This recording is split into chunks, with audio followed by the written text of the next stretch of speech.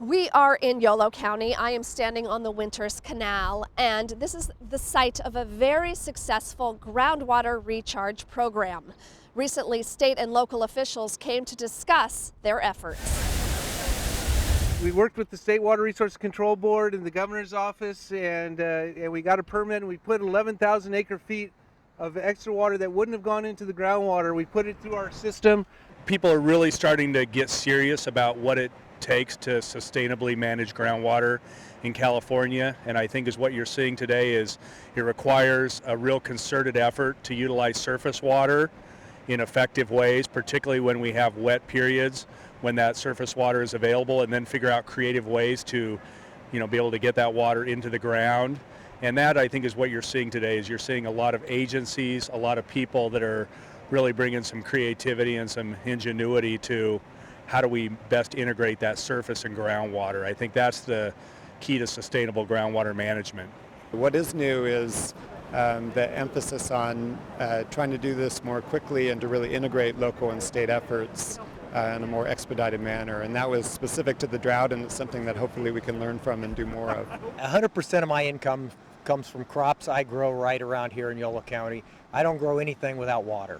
So if there isn't water in this canal right here, like there hasn't been in some of the recent years, I'm relying 100% on groundwater. Locally here, the groundwater is in pretty good shape, but we have some fields we lease that don't even have groundwater wells, and so we have fields that are fallowed.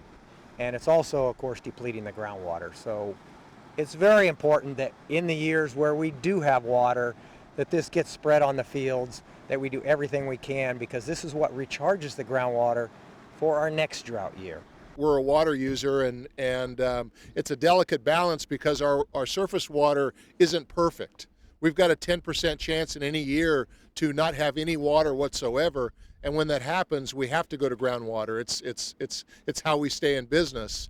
So to the tune that we can balance this out and do a better job at it, it's so important for us. Collaboration is so essential because those windows of opportunity are going to be smaller and smaller as we go forward with climate change. And so it's important for us not to get in the way of ourselves. Where there's a good idea, let's get whoever needs to be around the table so that strategies can be implemented.